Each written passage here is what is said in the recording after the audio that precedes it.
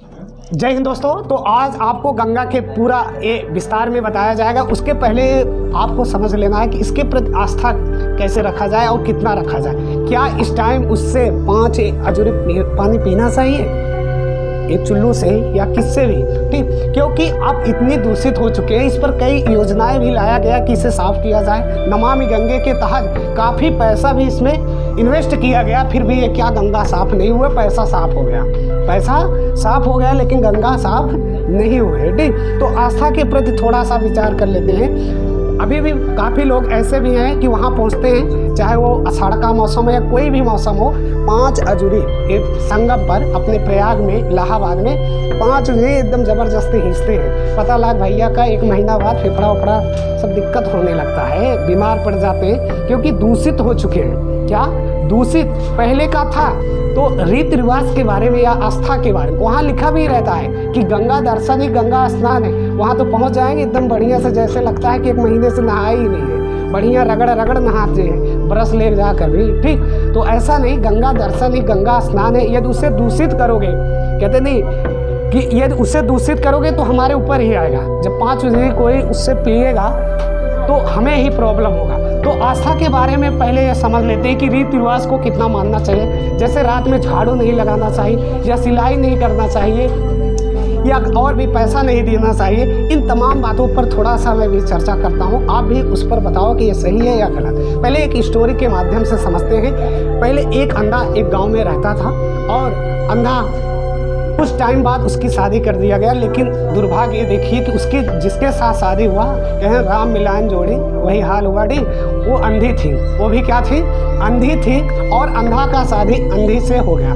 तो कुछ टाइम बीतता गया तो देखे वो कि भोजन जब भोजन बनाती, अंधी भोजन बनाते तो कुत्ते आते खा जाते। तो गांव वाले बोले, जब वो भोजन बनाने लगे, तुम डंडवा लेकर वही दरवाजे पर बैठकर वैसे ऊपर नीचे करना, और कुत्ता अंदर जाएगा नहीं, तुम आराम से भोजन बनाओगे और दोनों मिलकर आराम से खा सकते हो, क्योंकि तुम्हारे घर में कोई तो है नहीं।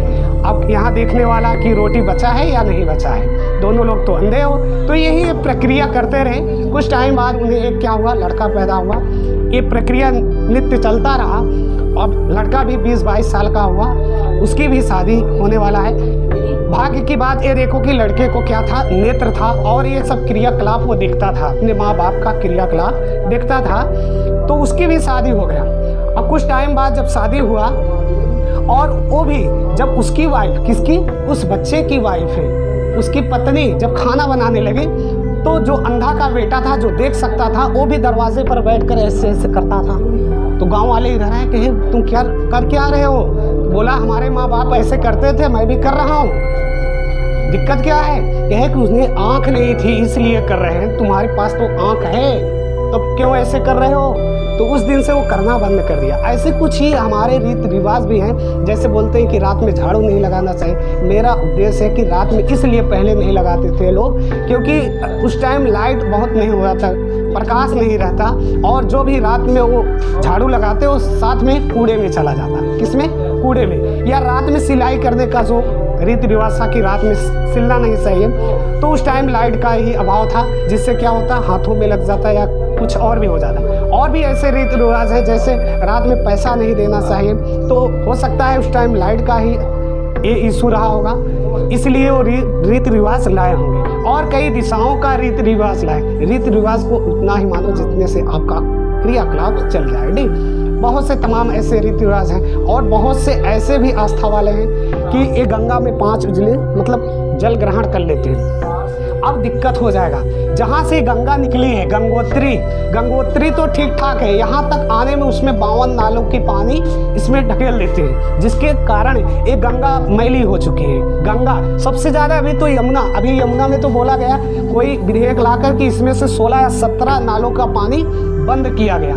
तो इसे पीना तो हमारे हिसाब से अभी दिक्कत की बात है। बाकी आस्था तो बहुत बढ़िया है, ज़बरदस्त है। आस्था से मुझे कोई लेना देना नहीं है। गंगा दर्शन ही गंगा स्नान है लिखा भी रहता है। यहाँ तो स्नान करके जाकर उसे दूषित भी कर देते, और भी बातें कर लेते हैं। जैसे आस्था ये भूत प्रेत के चलते बहुत से लोग ऐसे ज़बरदस्त झूमते भी हैं, ऐसा कुछ भी है नहीं। पहले भूत प्रेत हुआ करता था, एक कहानियों में हुआ करता था, अब कोई भूत प्रेत है नहीं। सिर्फ यहाँ उझाई भी होता है और भी तरह तरह का क्या कपूर लवांग लाकर तरह तरह के कि इसका एक फूल तुम्हारे पर तोड़ेंगे, इसका एक फूल तुम्हारे पर है ना, ऐसे तमाम बातें हैं जो कि क्या है, अंधविश्वास है, सब अंधविश्वास है। अरे टठिया ऐसे ऊपर लगाकर निचवा लोटा लगाकर चपका देते हैं, है ना, ये भी ऐसे कई तरह के ऐसे भी होता है। और भी ऐसे कि तुम्हारा इस पर जीव कर देंगे, उसका जीव इस पर, पूरा विज्ञान का सिस्टम ही पलट दिए हैं, है ना। ऐसा कुछ भी नहीं है, भूत प्रेत कुछ भी नहीं है, सिर्फ अंधविश्वास है। ऐसे खा भी नहीं पाएंगे, कहते नहीं आगे आ तुम्हारा फिर बात ना, जैसे आपका सिस्टम हो ऐसे करो, ठीक। तो गंगा भारत की सबसे लंबी नदी है। भारत की सबसे जो लंबी नदी है वो गंगा है, जिसकी लंबाई कितना है, 25 मीटर नहीं किलोमीटर, क्या किलोमीटर, मतलब 2525 किलोमीटर है। जो चौड़ी की बात किया जाए तो ब्रह्मपुत्र सबसे चौड़ी नदी है भारत की। वैसे विश्व का देखा जाए तो सबसे लंबी कौन सा है, नील नदी है जो अफ्रीका महाद्वीप में है। और चौड़ी की बात किया जाए तो अमेजन नदी है। कौन सा, अमेजन नदी है जो कि दक्षिणी अमेरिका में है। वो सदाबहार वहाँ बन पाए जाते हैं, सिलवास वाले क्षेत्र में, वेनेजुला के वहाँ अपने मुहाना बनाते हैं अटलांटिक महासागर में। और जो नील नदी है ये विक्टोरिया झील से, एक वाइट करके है और ब्लू, दो नदियों का संगम से आगे नील नदी का निर्माण होता है। और अपना ये जल कहाँ गिराती है, भूमध्य सागर में। कहाँ गिराती है, भूमध्य सागर में। तो वैसे ही भारत में आपको देखना है गंगा नदी। तो गंगा नदी का उद्गार जो हुआ है वो यमुनोत्री से हुआ है। कहाँ से, नहीं, गंगोत्री से। ये यमुना का यमुनोत्री से, गंगा का गंगोत्री से। और गंगोत्री से दो नदियां हैं, एक विष्णु गंगा है और एक धौला नदियां हैं। तो दो नदियों का जब संगम होता है, कहाँ होता है, विष्णु प्रयाग में। ये आपका विष्णु प्रयाग है, तो विष्णु प्रयाग से ये इनका नाम हो जाता है अलकनंदा, जो आगे पिंडार नदी आकर यहाँ मिलती है और ये पूर्ण रूप से अब अलकनंदा हो गई। क्या, अलकनंदा हो गई। अब इस अलकनंदा के आगे आपका मंदाकिनी नदी आकर मिलती है। कहाँ मिलती है, रुद्र प्रयाग में। ये मंदाकिनी रुद्र प्रयाग में मिलती है। उसके नीचे ही भागीरथी नदी है, भागीरथी, जिस पर टिहरी बांध परियोजना है। टिहरी बांध परियोजना पूछा जाए तो भागीरथी नदी पर है, जो देवप्रयाग में मिलती है। और ये यहीं पर हरिद्वार भी है। ये उत्तराखंड में है देवप्रयाग। कहाँ है, उत्तराखंड में। और यहीं पर फूलों की घाटी भी है। अब इसके आगे अब नाम दिया जाएगा गंगा नदी। क्या नाम दिया जाएगा, गंगा नदी। आगे देखते हैं तो कुमायूं हिमालय से, हिमालय के 4 जो पार्ट है उसी में से कुमायूं हिमालय, जो सतलज नदी और काली नदी के बीच का हिस्सा होता है, उसी को बोला जाता है कुमायूं हिमालय। वहाँ से रामगंगा निकलती है, बरेली होते हुए कन्नौज में आकर मिलती है। कहाँ मिलती है, कन्नौज में। अब आगे चलते हैं तो गंगा की जो सबसे बड़ी सहायक नदी है यमुना, यमुनोत्री से निकलकर, बंदरपूछ से निकलकर ये इलाहाबाद के प्रयाग में मिलती है। ये आपकी यमुना है। और इसके भी सहायक नदी है, चंबल नदी, बेतवा नदी, केन नदी, ये इसकी सहायक नदियाँ हैं। तो अभी इसे बाद में देखते हैं, पहले आगे बढ़ते हैं। तो गाजीपुर में अब एक नदी और आकर मिलती है। इस नदी का नाम है गोमती नदी। कौन सी नदी, ये आपकी गोमती नदी आकर यहाँ गाजीपुर में मिलती है। और इस नदी के किनारे जो प्रमुख शहर है वो लखनऊ और क्या, जौनपुर है। तो लखनऊ, यदि आपसे पूछा जाए कि लखनऊ शहर किस नदी के किनारे बसा है, तो ये गोमती नदी के किनारे बसा है। और जौनपुर पूछे, ये भी गोमती नदी। यदि आपसे ये पूछे कि गोमती नदी कहाँ से निकली है, तो फुलहर झील से। किस झील से, फुलहर झील से। और यह पीलीभीत में है। फुलहर झील कहाँ है, ये पीलीभीत में है, यूपी वाला क्षेत्र ही है। चलिए ठीक है, अब गाजीपुर पहुंच गए।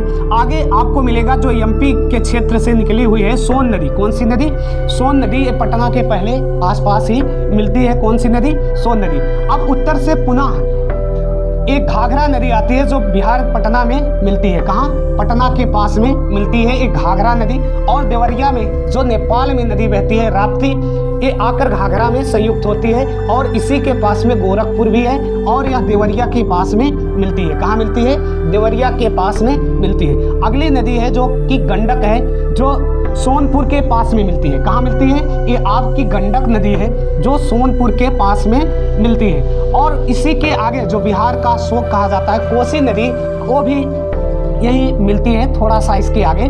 तो कोसी नदी जो दार्जिलिंग से होकर आती है उसके बाद आगे देखते हैं तो महानंदा नदी है जिस पर फरक्का बांध है। कौन सा बांध है? फरक्का बांध है। महानंदा नदी जो वेस्ट बंगाल में मिलती है, ममता वाले क्षेत्र में, ठीक। और इसी के पास में एक और नदी है, दामोदर नदी, जिसको रूर नदी की संज्ञा दी जाती है और यह झारखंड से निकली हुई नहीं, हाँ, दामोदर नदी तो हुगली, पहले ये समझ लो, ये हुगली नदी है। इसी की सहायक नदी क्या है? दामोदर नदी। इसकी सहायक नदी है दामोदर नदी, मतलब हुगली नदी यहाँ मिलती है गंगा में। दामोदर किसकी?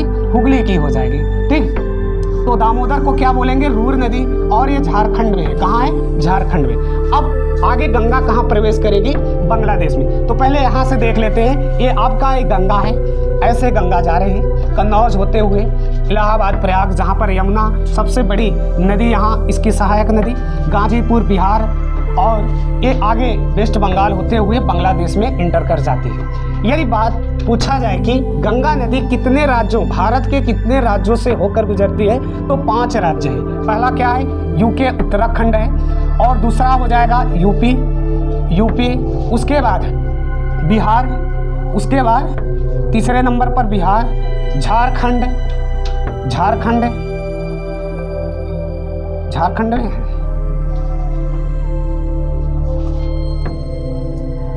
झारखंड में है। उसके बाद आगे आ जाओगे तो ये पश्चिम बंगाल, वेस्ट है बंगाल, ठीक। तो ये 5 राज्य हो गए। कौन कौन से? यूके, उत्तराखंड, यूपी, बिहार, झारखंड और क्या? वेस्ट बंगाल। तो 5 राज्यों में गंगा बहती है, उत्तराखंड से चलते हुए, और सबसे ज़्यादा यूपी वाले क्षेत्र में बहती है, और सबसे कम यदि बात किया जाए तो झारखंड में है। सबसे कम कहाँ है? झारखंड में, और सबसे ज़्यादा यूपी में है, ठीक। तो ये बातें हो गया। अब आगे आपको यहाँ मिलेगा ब्रह्मपुत्र, आज जिसको चीन में क्या बोलते हैं? सांगपो बोला जाता है, और बांग्लादेश में जमुना बोला जाता है, जमुना। और गंगा को पद्मा बोला जाता है, गंगा को पद्मा। तो वह कौन सी नदी है जिसको बांग्लादेश में क्या बोलते हैं? पद्मा। तो वह है गंगा। और कौन सी नदी है जो बांग्लादेश में क्या बोला जाता है? जमुना। यमुना नहीं, जमुना। तो जमुना याद रखना, यहाँ पर यमुना है, यहाँ पर यमुना, यहाँ पर जमुना। संयुक्त रूप से जब ये आगे मिलकर बढ़ती हैं तो इसी को बोलते हैं मेघना। इसी को क्या बोला जाता है? मेघना। और मेघना के आगे ही सुंदरवन का डेल्टा है। क्या है? जो विश्व का सबसे बड़ा डेल्टा है वो क्या है? सुंदरवन का डेल्टा है। तो ये ब्रह्मपुत्र हो गया। और इसी ब्रह्मपुत्र तो यहाँ से तिब्बत के पठार से निकला है। तिब्बत के पठार से एक सिंधु नदी भी निकली है, जिसकी सहायक 5 नदियाँ हैं। कौन कौन से? चेनाब, रावी, नहीं, पहला झेलम हो जाएगा, उसके बाद चेनाब, रावी, व्यास और क्या? सतलज। और ये संयुक्त रूप से होकर पाकिस्तान में सतलज से होकर जाकर अपना पानी कहाँ गिराते हैं? अरब सागर में। तो ये नदियों का तंत्र है, इसे बनाना चाहो तो बना लो। और विश्व की जो सबसे बड़ी नदी है वो अमेजन है, और सबसे लंबी जो है वो क्या है? नील नदी है। नील नदी अफ्रीका में है, अमेजन कहाँ है? दक्षिणी अमेरिका में है, ठीक। यदि पूछा जाए कि गंगा की लंबाई कितना है तो 2500 किलोमीटर, 25 याद कर सकते हो, टोटल कितना? 50। लेकिन इसकी जो दूरी है किलोमीटर में, 2525 किलोमीटर। यदि पूछा जाए आपसे कि दक्षिण भारत की सबसे बड़ी नदी कौन सी है तो दामोदर है। कौन सी है? दामोदर। दामोदर नदी वहाँ की सबसे नहीं, गोदावरी है। क्या है? मिस्टेक, गोदावरी है। दामोदर तो ये छोटा सा है, ठीक। क्या है? छोटा से।